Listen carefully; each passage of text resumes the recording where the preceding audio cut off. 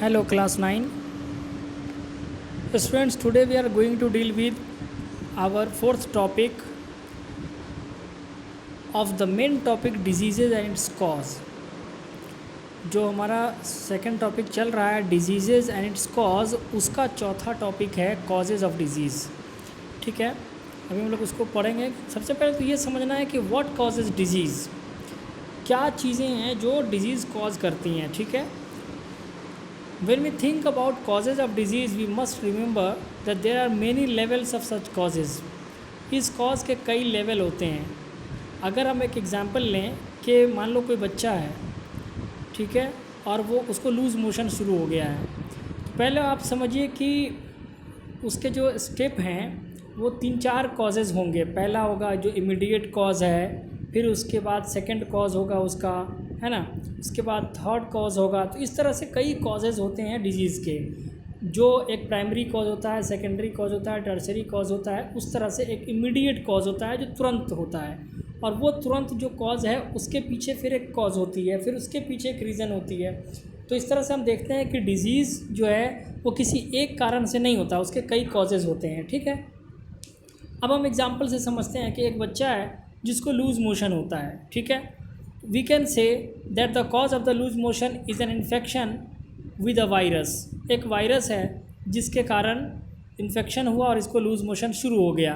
तो हम कह सकते हैं कि ये जो वायरस है ये इमीडिएट कॉज है इस बीमारी का, इस लूज़ मोशन का। But the next question is where did the virus come from. ये वायरस इसको आया कहाँ से, मिला कहाँ से। Suppose we find that the virus came through unclean drinking water. मान लीजिए कि हमको पता लग गया कि ये जो है ना गंदा पानी पी लिया, या इसके पास गंदा पानी आया, गंदा पानी पी लिया। तब इसके बाद फिर कई सवाल बनते हैं। Many babies must have this unclean drinking water, so why is it that one baby developed loose motion while the other babies did not.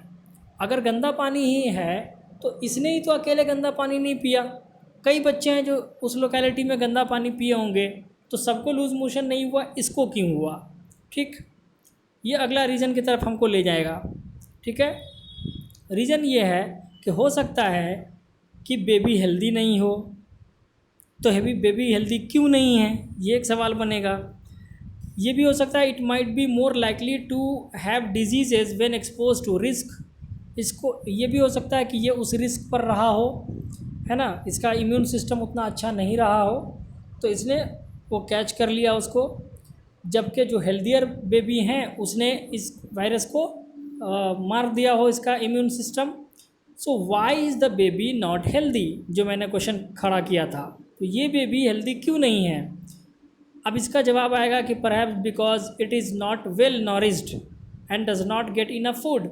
हो सकता है कि इसका इम्यून सिस्टम, अच्छा खाना पीना इसको नहीं मिलता है ना, इसलिए इसका जो नॉरिशमेंट है वो ठीक से नहीं हुआ है। तो अगला क्वेश्चन, अच्छा, लैक ऑफ गुड नॉरिशमेंट का मतलब है अच्छा न्यूट्रिएंट फूड इसको नहीं मिला। तो सेकेंड लेवल का जो कॉज है वो तो यही हो गया कि बेबी जो है सफरिंग फ्रॉम मेल न्यूट्रिशन, है ना, इसको अच्छा न्यूट्रिशन नहीं मिल रहा है। अब कहता है कि why is the baby not well nourished, इस बेबी को अच्छा खाना, अच्छी नॉरिशमेंट क्यों नहीं मिली, है ना। कई सारे बातें आ जाएगी इसके साथ, इसको अच्छा खाना क्यों नहीं मिला। तो ये हो सकता है कि भाई because because it is from a house hold which is poor, ये ऐसे घर परिवार से है जो काफ़ी गरीब है, इसको अच्छे से खाना नहीं मिलता, काफ़ी पुअर है। ये भी पॉसिबल है कि बेबी जो है जेनेटिक डिफरेंस लेके आ रहा है, इसके पिताजी कमज़ोर रहे हैं, इसकी माताजी भूखमरी की शिकार रही हैं, तो इसलिए इनको लूज़ मोशन हो गया है, जल्दी बीमारी पकड़ लेता है इनको। थोड़े से भी किसी पैथोजन से एक्सपोज होते हैं, धर से बीमारी धर लेता है इनको, है ना। तो it is possible that the baby has some genetic difference that makes it more likely to suffer from loose motion when expose to such a virus. और मतलब किसी भी तरह के पैथोजन से इसको बस मिलाओ, ये पकड़ लेता बीमारी इसको। Without the virus the genetic difference और द पुअर नॉरिशमेंट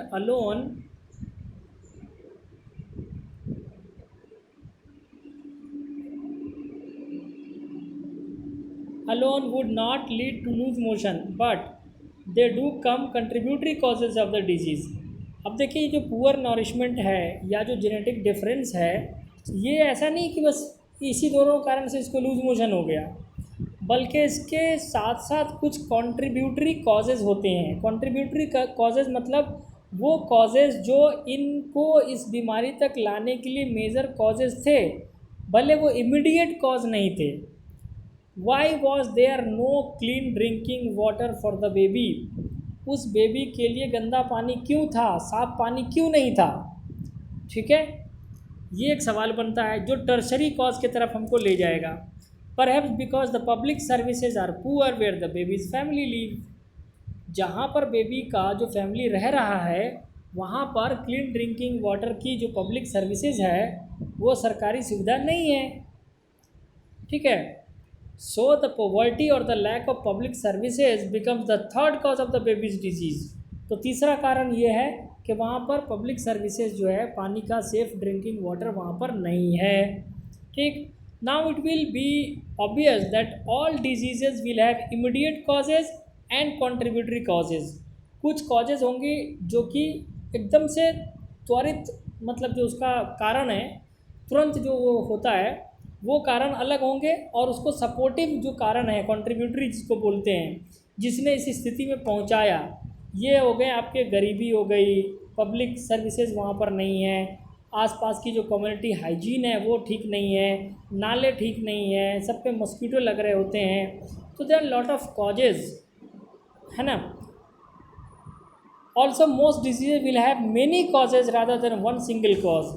तो इस तरह से हम देखते हैं कि किसी भी डिजीज़ के कोई एक सिंगल कॉज नहीं होते, उसके बहुत सारे कॉज होते हैं, कुछ कंट्रीब्यूटरी होंगे और कुछ इमीडिएट कॉजेज होंगे।